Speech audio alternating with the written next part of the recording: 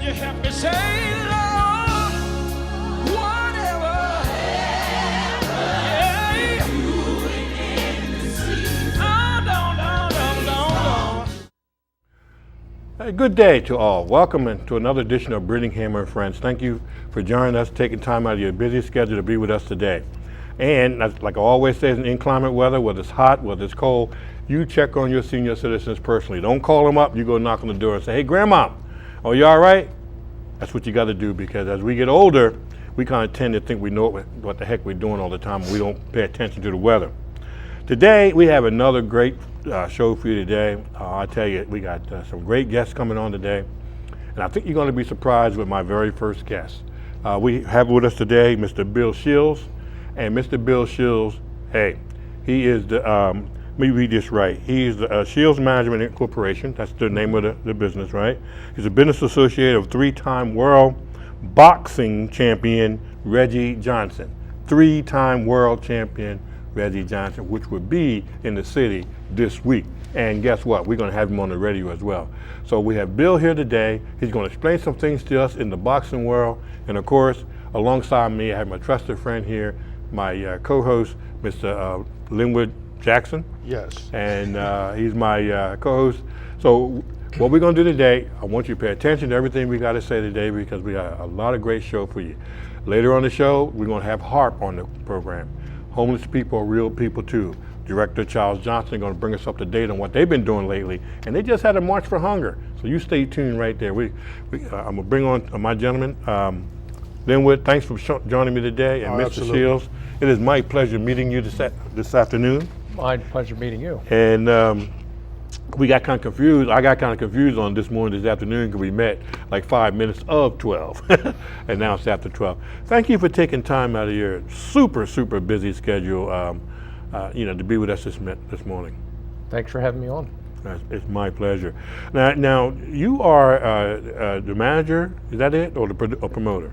Business advisor, basically whatever needs to be done, I'm helping with. Oh, okay. You are the go-to guy for Mr. Johnson. I'm a busy bee. Yeah. And how long you been doing that? I mean, how long you guys been knowing each other? What's the association? Reggie and I have known each other about 6.5 years. We actually met at the Boxing Hall of Fame, and I've been going there for this next weekend. It'll be 12 years. Mm-hmm. I had boxed 36 years ago, and I never went anywhere with it. So I took a job in industry and went on from there with my career. But I always had the interest in boxing. I used to watch boxing in the 60s with my father.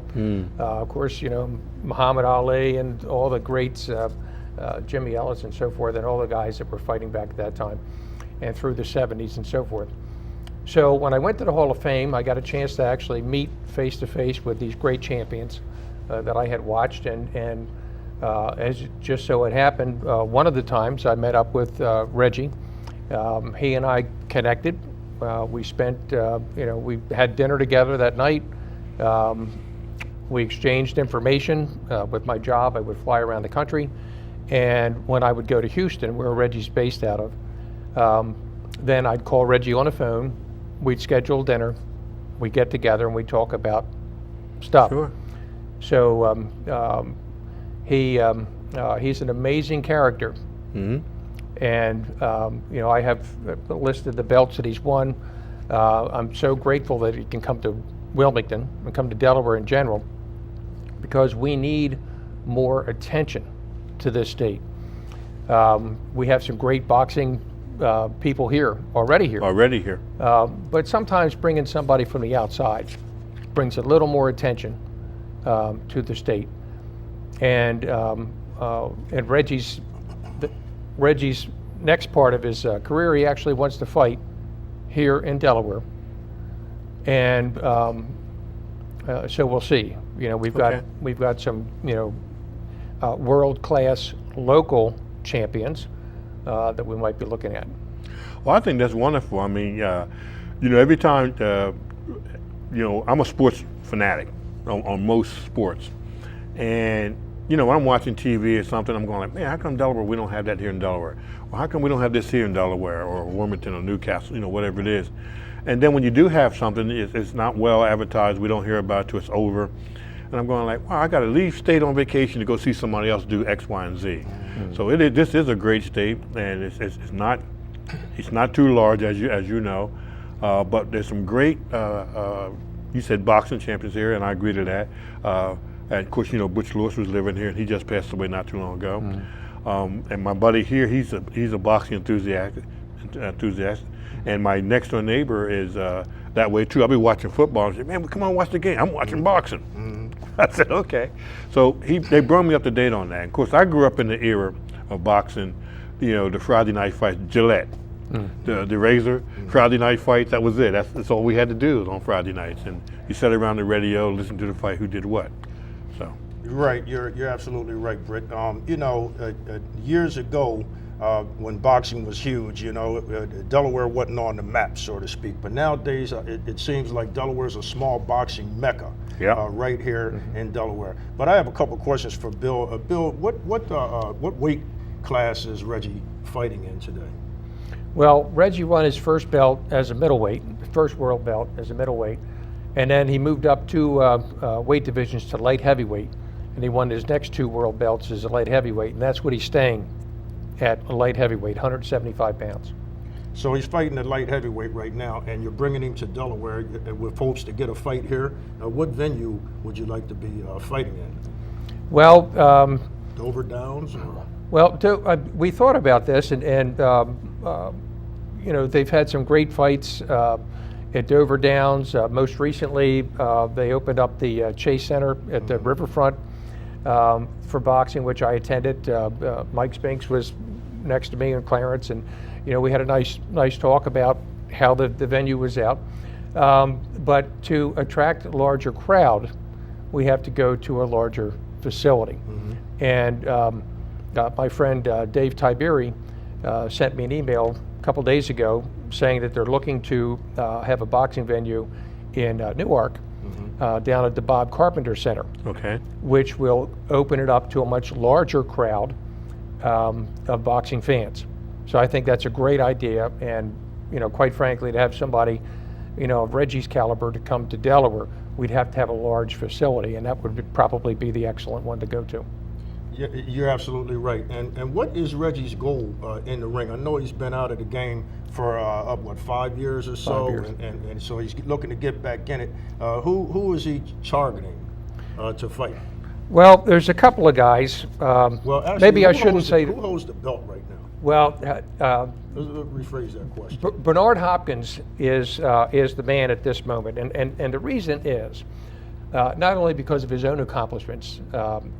Certainly, he's a tremendous boxer throughout the years, but George Foreman became the oldest man in history to win a world belt at the age of 45, and a lot of guys besides me were cheering for George at that time. And George held that title for a number of years, and then Bernard Hopkins won a world title at the age of a light heavyweight at the age of 46 2 years ago.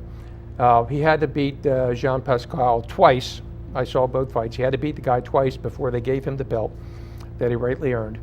And then about 2.5 months ago, he was at the boxing venue up in Brooklyn, New York, and he beat previously undefeated Tavers Cloud to again win a world belt as a light heavyweight at the age of 48. Right.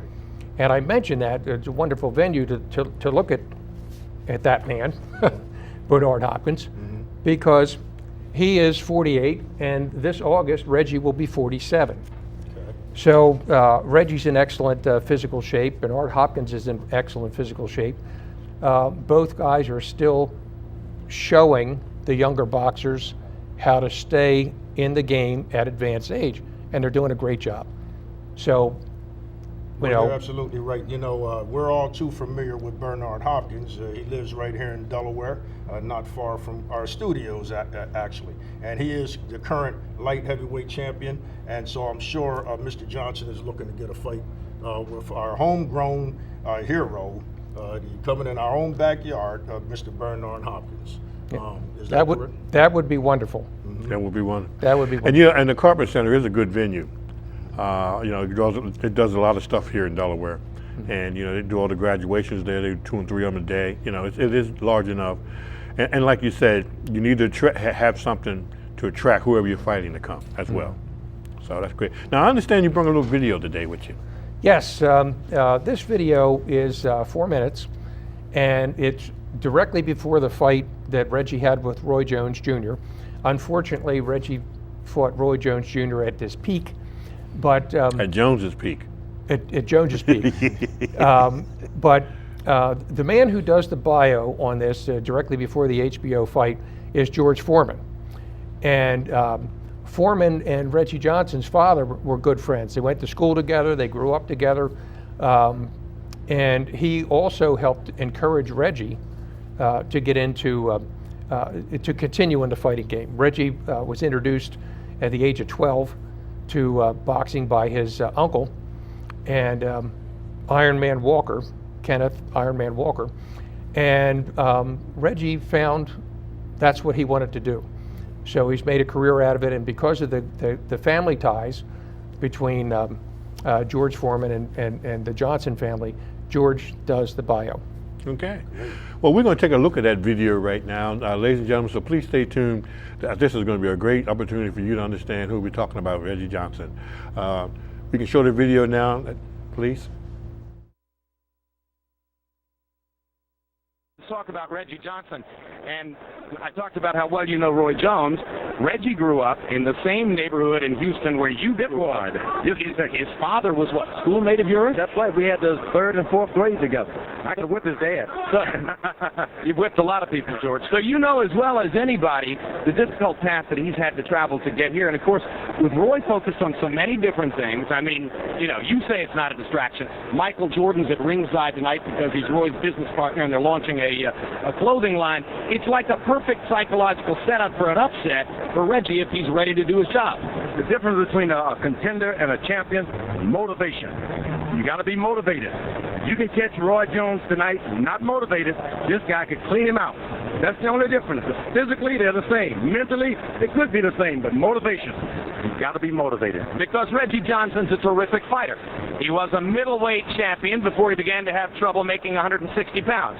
Eventually found his comfort zone when he moved up to 175. He's waited a long, long time to get this coveted opportunity to fight against Roy Jones. My road has been a windy, uphill, downhill, uphill road, a lot of bumps that I've had to overcome. Once a middleweight champion and currently a reigning light heavyweight champ, Reginald Johnson has never been a household name. Tonight, Reggie Johnson, a man continually with his back against a wall, plans to step out of the shadows of his difficult past. Around 8 years old, his father went away to prison behind an assault case. I remember being a little kid, being the one traveling with my mother to go see my dad behind a big, big glass window. It made me feel sad. And these were really hard days to him. He would become sometimes emotionally detached. It was kind of degrading for my son to see me in this situation. He would ask me, when is he going to be allowed to come home? Home was the roughest neighborhood in all of Texas, Houston's 5th Ward. Getting out was the road less traveled. We have the drugs, the prostitution, the robbery, South Central, 5th Ward. From one ghetto to the other, they're all the same. One of my sisters said to him that he was going to wind up like his dad if he wasn't careful. A misdirected 12-year-old then turned to his uncle, an amateur boxer, for some much-needed guidance. We started in the garage. We just took a whole Kroger sack, potato sack. We filled it with sand. And he was really good, man. So I took him with me to the boys' club. He never looked back. The one thing about that day, the minute I took those gloves off, it was like I found my niche. But Reggie's mother would still need further convincing that boxing was the right kind of intervention to take him off the street. He would pull on my sleeve and say, Cody, when you going to talk to Mama? I want to box. So me and Reg went over there. She came out on the porch, and she said, "You're Coach Carter from the boys club." And he was like, "Yes, I am." He said, "You want my son to buy it?" I said, "Yes, ma'am." No, sir, I don't think so. Coach Carter persuaded Reggie's mother to give him a trial, and within 2 years, he won over 90 amateur bouts. He turned pro and became a middleweight champion before his career derailed because of managerial disputes which cost him time, money, and recognition. I don't look at it as a complete loss because it's never too late to turn things around. Something he's learned from his father, who's put his own life back together over the last 6 years. For Reggie, his turnabout came last year in a dramatic upset victory over William Guthrie. Belt holder in the light heavyweight division. And with that, a heartfelt wish was fulfilled. So I used to always look out and I would see 2 empty chairs. My mother and father were there for the most part. I've always known this is something that he always wished for. For Reg to have us there, we know the importance of it. It's nice now looking out there and knowing that, through it all, I proved a lot of people wrong. Tonight, Reggie Johnson has another hill to climb. Amid near unanimous expectations, he's about to get punched back toward the bottom of the boxing heap. But it's a long way from the 5th Ward to the spotlight. And to have made the trip, and to have brought Mom and Dad with him, is a satisfaction that can never be knocked out.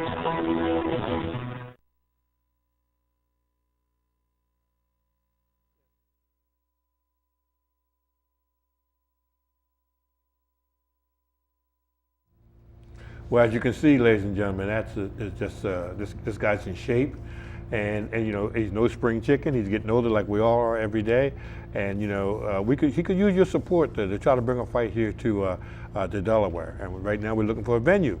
So, Mr. Shields, that was a great video there, and I remember seeing that fight that night with Jones because. To be honest with you, I was betting against Jones that night. I said, he's getting a little old, he's getting over tired of his little haymaker shots, But, matter of fact, I think he's retired now, isn't he? He is retired, Johnson. and he's an announcer. Announcer, Yep. yeah. So, boxing has done a lot for a lot of people to keep them out of the mischief, so to speak, even though it's a violent sport. But, football's violent as well. But it teaches you discipline. It teaches you, hard work, patience and hard work, and it keeps your weight down, for Christ's sake, Absolutely, absolutely. We just saw the video with the fight with Roy Jones, or just before he lost that fight, but he came back and he fought James Toney as well. He was a 2-1 underdog in that fight. But he delivered the first knockdown for James Toney. Now, that's a tough job right there. I think he knocked him down with a right hook. He ended up losing that fight as well, but he came back and he fought Steve Collins for the middleweight title. It was a slugfest the whole fight. He won that fight and got his championship belt. And then he moved up to light heavyweight and fought William Guthrie. And he knocked him out in like the 5th round. We just saw that. We just saw that there in the film, and he went on to beat Julio Gonzalez as well. So Reggie Johnson is doing a great job and has come back now, and we want to definitely get out there and support him. Bill will probably give you some when he gets to Wilmington on Wednesday and Thursday. He's going to around a lot of the venues, and Bill can touch on that for a little bit so that you guys know where to go and meet and greet the champ. Yeah, so get your pens and paper ready. We're going to be at the Sunday Breakfast Mission on Wednesday, June the 5th. We're going to be there from 8:30 to 10, and we're going to leave there, and then we're going on to the PAL Center, 37th and Market, and that's going to be approximately from 3:30 to 4:30. After that, at 5 o'clock till 7 o'clock, we're going to be at Celebrations on Market Street, and that's at 340 Market Street. You just go over the bridge out of the city, and you pass the Salvation Army on your right, and the building is on the left. It's a wonderful facility. And then from there, we might have another place to go to, but it's not been confirmed yet. On Thursday, we're expecting to be from noon until 3 o'clock at Dick's Sporting Goods up at the Brandywine Town Center. And at also on Thursday from 6 o'clock to 9 o'clock, We're going to be at the Charcoal Pit Sports Bar on Kirkwood Highway. It's actually the intersection of Kirkwood Highway and Greenwood Road. And after that, we're going to Ernest and Scott Tap Room, which is at 902 North Market Street. We're going to be there from, we'll say, 10 o'clock onward. And so we're looking forward to meeting the fans and out to Reggie to sign autographs and have photographs taken. And we're also looking to have gloves for the fans that want to have Reggie sign a glove for them as well. Now, my glove, as you can see here, Ken Norton, okay, great boxer, Iran Barkley, and of course Reggie Johnson on the bottom. So, so we're looking forward to it. And then on Thursday, I understand you guys are going to be at the International Boxing Hall of Fame up in Canastota, New York, for the induction weekend. Friday. For the champion on Friday. Be up at the International Boxing Hall of Fame for the induction weekend. The greatest weekend in boxing history, or in the boxing community. Everybody's up there from all over the world, and I'm looking forward to seeing you guys up at there on Friday as well. And if you missed those dates and times and places, you can find it on my website. It just so happens, linwoodjackson.com, and on Facebook. If you missed those dates, where it'll be on Wednesday and Thursday. It just so happens. It just so happens. linwoodjackson.com. See, I get beat up. You don't even lay a glove on me. Well, that's wonderful. And you make this trip as well, Linwood, right? Oh, yeah. This is your fourth or fifth year going to the boxing hall of fame? My 20th year, and I know Bill's been there a good 15 years as well. I wouldn't miss it for the world. It's a 4-day event. I set a time in my schedule every year to go up and check out the boxers, and we see all of them up there. And this year, I'm looking forward to, again as well. We're going to have a lot of ladies boxers up there this year. It's historic to me. I don't remember. I think we got Layla Ali, Christy Martin, a whole bunch of ladies. So you can check that on their website. But please come on out and support Mr. Reggie Johnson at these venues this Wednesday and Thursday. You're going to have a great time. He's a great champion and a decent and very good human being as well. Now there is one. He's going to make one more stop. He's going to come on the Charles Brittingham show on WILM News Talk PM. That's right. So and you can hear that particular program next Sunday evening. And Bill, you're going to be there with us, right? Yes. So that interview will be taking place at that time. We get more in depth on what's going on, and you can hear more of his schedule where you can meet and greet him. I think this is wonderful. Bill, I want to thank you for coming on such short notice. Thank you, Britt. And we'll make up for this on the radio. But it's been my pleasure, man. I'm getting up in the world, man. So yeah, go ahead. Thank you. Okay. Yeah, Linwood, anything? No, I'm done. I just want to encourage our viewers to come on out and support a great champion, a great human being, and his efforts to come back into the ring and to challenge Bernard Hopkins for the light heavyweight title championship of the world. Okay. We'll be right back with other guests, and stay tuned. Don't leave that seat, as they say. Don't touch that remote, as they say. We'll be right back after this short break.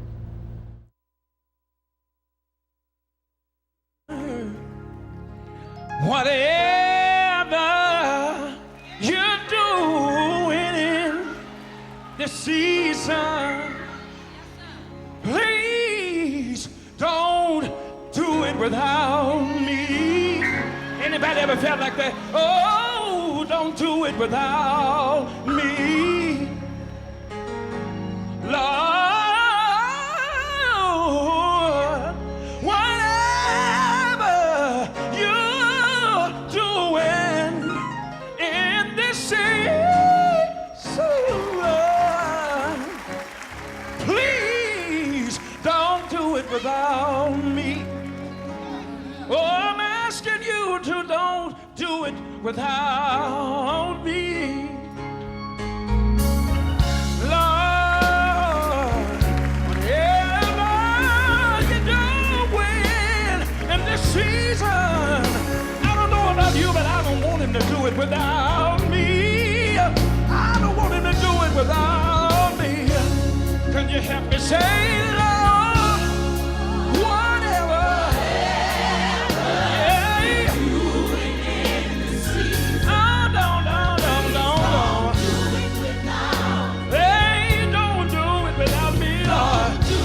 your testimony. Lift your hands and say, yeah.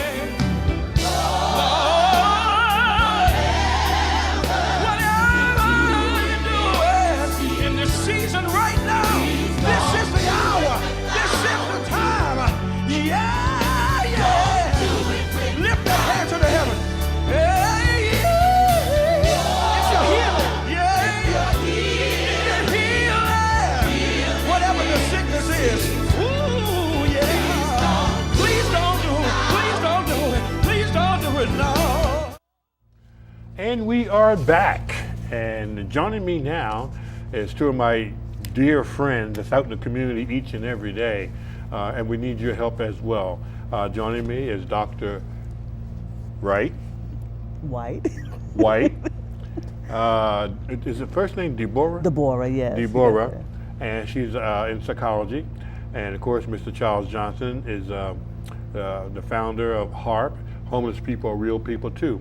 We're going to bring you up to date on some of the things they have been doing. It's a lot of things, Linwood, that they've been moving on in their short existence as far as an organization go. They're moving right up the ladder. And Charles, let me start with you. Very recently, there was a hunger parade, and you guys were involved in that. Tell the community about that. Well, the Food Bank of Delaware held a parade in regards to hunger. And we found out about it through a friend of ours. And we called and wanted to be a participant in the parade. They do it annually. This was the first year I even knew about it. But we also had a table. They gave us a table that we could set up, give our literature out. It was fantastic. It was a great day. It was a nice day, nice crowd. Thoroughly enjoyed it, and we look forward to doing it next year also. Yeah, that was a great day as far as weather. I mean, it wasn't too cold, wasn't too hot. It was Linwood, it was perfect. And they marched, tell the parade route. Well, the parade route started at 5th and Market, and it went all the way down to Rodney Square. So it was a short parade, but it was a lot of different groups, a lot of different organizations there. Again, it was a lot of fun, and look forward to doing it again next year. Couldn't ask for a better day. Yeah. Where we were set up at was absolutely perfect. We couldn't have planned it better. Well, I can tell you now, from 5th Street to Rodney Square is not a short walk for people like me. I usually see you on roller skates. Right on down there. Absolutely. Doctor, welcome to the show. Thank you. Good. Bring us up to date on some of the things you're doing or have done. Okay, I'm a member of H.A.R.P. and I'm a former homeless person. Okay. And so that's my connection to Can you speak up just a little bit louder, please? Yes, I'm sorry about that. I'm a former homeless person, and so looking at issues in Wilmington, working along with H.A.R.P. to make it better for people who are experiencing homelessness, people who are formerly homeless, and people who are at risk of becoming homeless. Right. And so right now we're working with the newspaper vendors. I don't know if you've noticed that many of the people who were working with selling the newspaper on Wilmington streets are no longer doing that. They haven't been doing it for about 3 weeks now, a month or so. About a month and a half now. And so this was really important income. Absolutely. Help to meet basic needs. Many people are paying for shelter with that income. And so we're working now on a campaign to get our folks back on the streets so that they can be self-empowered to make that income to meet their basic needs. Now, for the people who don't know what paper you're talking about, give the name of the paper. Our Independence. It's called Our Independence, and this paper was put out, done very well. Interviews on there very well. Senator Carper's been in the paper. Other current issues was in the paper, and this helps the homeless have bring some kind of dignity back to themselves, where they would sell the paper to the community for $1, I believe. Exactly. And they work it out when they buy the paper and buy the supplies, how they can make a couple of dollars on this thing, and they become self-efficient. But there is a problem with the current administration, I guess I would say, saying, hey, we don't want you guys on the street. So there is a protest out there now. There's some petitions out there now. And Charles, you're trying to get